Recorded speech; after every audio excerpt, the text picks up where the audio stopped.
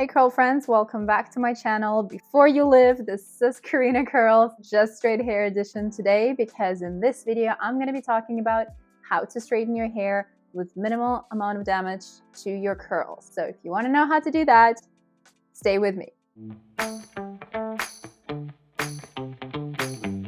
And I'm just going to jump here for a quick second to remind you to click that like button and subscribe to my channel so you will see all my future videos on all things curly hair and maybe straight hair, because who knows?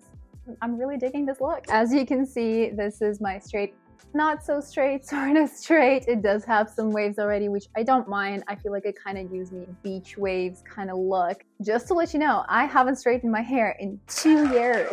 This is the last time I straightened my hair, and that was when I was just starting off my curly hair journey, and we went on a trip and I wanted to take some pretty pictures because the place was gorgeous, and I was like, it's gonna be easy to just straighten my hair, and so I did. No regrets, the pictures were great. But since then I was on a curly hair journey, so it's not that I was strictly not wanting to straighten my hair, but I actually just didn't want to, and I haven't even thought about it up until recently. And I was like, that would be so cool to see what my hair looks like straight because it's been so long. So this is what it looks like. And oh my God, like, can we just acknowledge the length? You never get to see how long your hair is, curly hair is, because it always shrinks.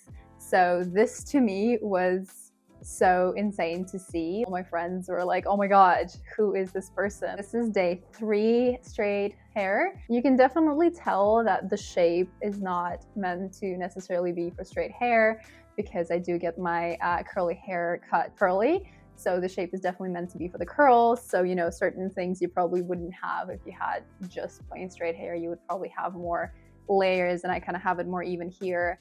But I still enjoyed it. Can't wait to bring my curls back, but this has been fun. So I thought I would do a video on telling you how to straighten your hair, because occasionally you just want to do it, or you just need it, or you just want to see what your curls look like straight. Nobody's going to judge or blame you for that, so it's totally okay to do that. All right, so going back to the topic of this video is how to straighten your hair with minimum amount of damage to your curls. First thing you want to do is make sure that after you wash your hair, to apply heat protectant to your hair to protect your curls when you're using those heat tools. So in my case, I've used Curlsmith Miracle Shield. I will link it down in the description below.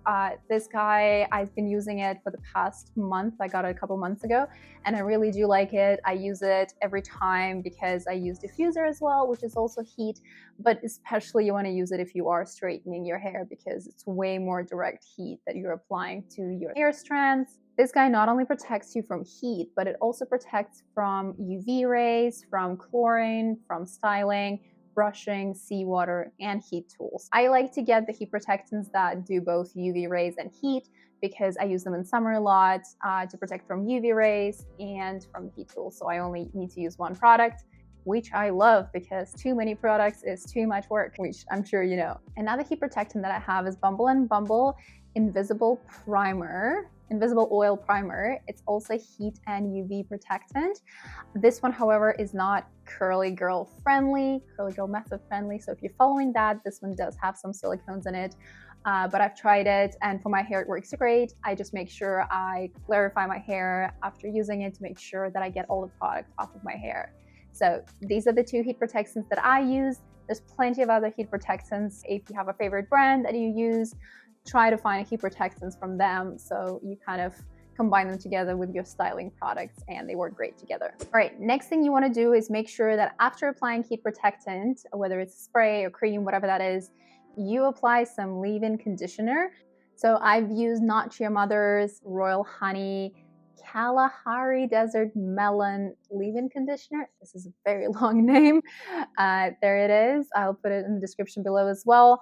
But really, you want to just use any leave-in conditioner, because you are going to be extra drying your hair. So you want to make sure that you put in the moisture to help your hair handle it better. I can feel that my hair strands are way drier than they usually are, and that does happen to me when I straighten my hair. So it's something you need to be prepared for. So after you've applied both of the products and you're ready to dry your hair, I recommend that you try air drying it, because you're already going to be straightening your hair and applying heat. That's already stressful for your hair. So you want to kind of give it a break with diffusing and drying it with a hair dryer. So I set for about couple hours, an hour and a half, I think, to give my hair a chance to dry. However, it took way longer on the top. So in the end, I did use a diffuser. If you have patience and you're not like me, then try to give your hair a chance to fully dry by itself. So after your hair is dry, and this is a very important part, you want to make sure your hair is 100% dry, because if your hair is wet and you are styling it with a heat tool, it is really damaging for your hair. So you want to make sure that your hair is 100% dry. Your hair is at its weakest state when it's wet, so you really do not want to be using your straightening tool on a wet hair. That's a no-no. So once your hair is 100% dry, you're gonna go in with a hair straightener, and this is the guy that I have. It's some brand that I bought ages ago. As I mentioned, I haven't straightened my hair in 2 years, so this was probably purchased like 4 or 5 years ago when I was straightening my hair. So when straightening your hair, you want to make sure that you section it and you don't just try to straighten all your hair at once. Make sure that you put half of your hair up and then use small sections to straighten your hair. So you take in a small section of your hair and you use your hair straightener to straighten it. One more quick tip that I can give you is I recommend you go up to here, because our ends are the driest part of our hair and they straighten way faster.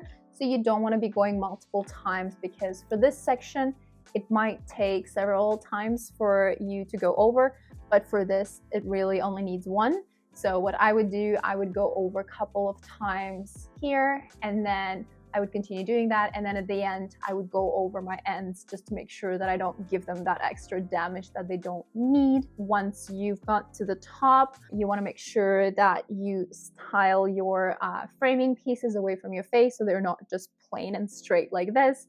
You want to have a little bit of a shape. So I kind of go in and make sure that I curl them a little bit going to the sides so that they don't stay just straight on my face, because that does not look pretty. So now that you know how to prep your hair and how to straighten it properly in sections, let's talk a little bit about what happens when you're ready to wash your hair and bring your curls back. Because you should. You've missed your curls and now you want to bring them back, and you want to make sure they're all bouncy and happy to see you again. And what you want to do is make sure you give them some treatments. So whether it's dip conditioning, or you maybe also want to do a bond builder, that's what I'm going to be doing. I'm going to be using Olaplex or Curlsmith Bond Builder. Leave it in for half an hour, and then I'm going to be shampooing my hair, and then I'm going to be using a deep conditioner, and I'm going to let it sit for about half an hour or so, just to make sure that I add back that moisture, because my hair does feel quite dry and it has caused some unnecessary stress for my curls. So you want to make sure you give them a chance to revive, come back.